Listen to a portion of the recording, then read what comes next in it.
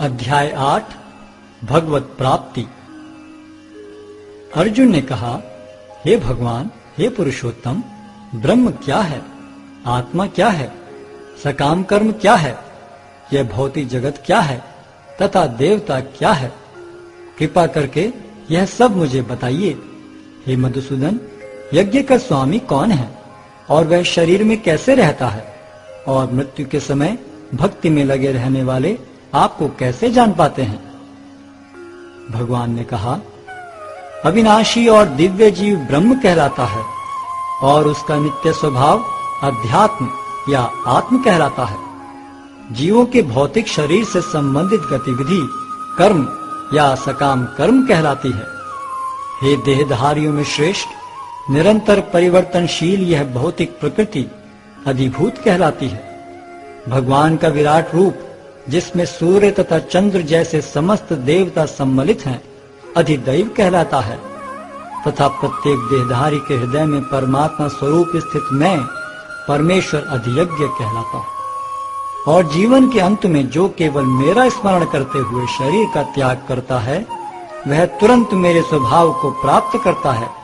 इसमें रंच मात्र भी संदेह नहीं है। हे कुंती पुत्र, शरीर त्यागते समय मनुष्य जिस जिस भाव का स्मरण करता है, वह उस भाव को निश्चित रूप से प्राप्त होता है। अतएव हे अर्जुन, तुम्हें सदैव कृष्ण रूप में मेरा चिंतन करना चाहिए और साथ ही युद्ध करने के कर्तव्य को भी पूरा करना चाहिए। अपने कर्मों को मुझे समर्पित करके तथा अपने मन एवं बुद्धि को मुझ में स्थिर करके तुम निश्चित रूप से मुझे प्राप्त कर सकोगे। हे पार्थ, जो व्यक्ति मेरा स्मरण करने में अपना मन निरंतर लगाए रखकर अविचलित भाव से भगवान के रूप में मेरा ध्यान करता है, वह मुझको अवश्य ही प्राप्त होता है। मनुष्य को चाहिए कि परम पुरुष का ध्यान सर्वज्ञ, पुरातन, नियंता, लघुतम से भी लघुतर, प्रत्येक का पालन करता, समस्त भौतिक बुद्धि से परे, अचिंत्य तथा नित्य पुरुष के रूप में करे। वे सूर्य की भांति तेजवान हैं और इस भौतिक प्रकृति से परे दिव्य रूप है। मृत्यु के समय जो व्यक्ति अपने प्राण को भवों के मध्य स्थिर कर लेता है और योग शक्ति के द्वारा अविचलित मन से पूर्ण भक्ति के साथ परमेश्वर के स्मरण में अपने को लगाता है, वह निश्चित रूप से भगवान को प्राप्त होता है। जो वेदों के ज्ञाता हैं, जो ओंकार का उच्चारण करते हैं और जो संन्यास आश्रम के बड़े बड़े मुनि हैं, वे ब्रह्म में प्रवेश करते हैं। ऐसे सिद्धि की इच्छा करने वाले ब्रह्मचर्य व्रत का अभ्यास करते हैं। अब मैं तुम्हें वह विधि बताऊंगा जिससे कोई भी व्यक्ति मुक्ति लाभ कर सकता है। इस योगाभ्यास में स्थित होकर तथा अक्षरों के परम संयोग यानी ओंकार का उच्चारण करते हुए यदि कोई भगवान का चिंतन करता है और अपने शरीर का त्याग करता है, तो वह निश्चित रूप से आध्यात्मिक लोकों को जाता है।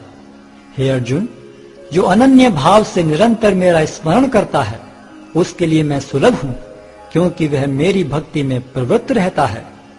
मुझे प्राप्त करके महापुरुष जो भक्ति योगी हैं, कभी भी दुखों से पूर्ण इस अनित्य जगत में नहीं लौटते, क्योंकि उन्हें परम सिद्धि प्राप्त हो चुकी होती है। इस जगत में सर्वोच्च लोक से लेकर निम्नतर सारे लोग दुखों के घर हैं, जहाँ जन्म तथा मरण का चक्कर लगा रहता है। किंतु हे कुंती पुत्र, जो मेरे धाम को प्राप्त कर लेता है, वह फिर कभी जन्म नहीं लेता। मानवीय गणना के अनुसार 1000 युग मिलकर ब्रह्मा का एक दिन बनता है और इतनी ही बड़ी ब्रह्मा की रात्रि भी होती है। ब्रह्मा के दिन के शुभारंभ में सारे जीव अव्यक्त अवस्था से व्यक्त होते हैं और फिर जब रात्रि आती है तो वे पुनः अव्यक्त में विलीन हो जाते हैं। जब जब ब्रह्मा का दिन आता है तो सारे जीव प्रकट होते हैं और ब्रह्मा की रात्रि होते ही असहायवत विलीन हो जाते हैं। इसके अतिरिक्त एक अन्य अव्यक्त प्रकृति है जो शाश्वत है और इस व्यक्त तथा अव्यक्त पदार्थ से परे है। यह परा और कभी नाश न होने वाली है। जब इस संसार का सब कुछ लय हो जाता है, तब भी उसका नाश नहीं होता। जिसे वेदांती अप्रकट तथा अविनाशी बताते हैं, जो परम गंतव्य है, जिसे प्राप्त कर लेने पर कोई वापस नहीं आता, वही मेरा परम धाम है। भगवान जो सबसे महान है, अनन्य भक्ति द्वारा ही प्राप्त किए जा सकते हैं। यद्यपि वे अपने धाम में विराजमान रहते हैं, तो भी वे सर्वव्यापी हैं और उनमें सब कुछ स्थित है। हे भरत श्रेष्ठ, अब मैं तुम्हें उन विभिन्न कालों को बताऊंगा जिनमें इस संसार से प्रयाण करने के बाद योगी पुनः आता है अथवा नहीं आता। जो पर ब्रह्म के ज्ञाता हैं, वे अग्निदेव के प्रभाव में, प्रकाश में, दिन के शुभ क्षण में, शुक्ल पक्ष में या जब सूर्य उत्तरायण में रहता है, उन 6 मासों में इस संसार से शरीर त्याग करने पर उस पर ब्रह्म को प्राप्त करते हैं। जो योगी धुएं, रात्रि, कृष्ण पक्ष में या सूर्य के दक्षिणायन रहने के 6 महीनों में दिवंगत होता है, वह चंद्रलोक को जाता है, किंतु वहां से पुनः चला आता है। वैदिक मतानुसार इस संसार से प्रयाण करने के 2 मार्ग हैं, एक प्रकाश का तथा दूसरा अंधकार का। जब मनुष्य प्रकाश के मार्ग से जाता है तो वह वापस नहीं आता, किंतु अंधकार के मार्ग से जाने वाला पुनः लौट कर आता है।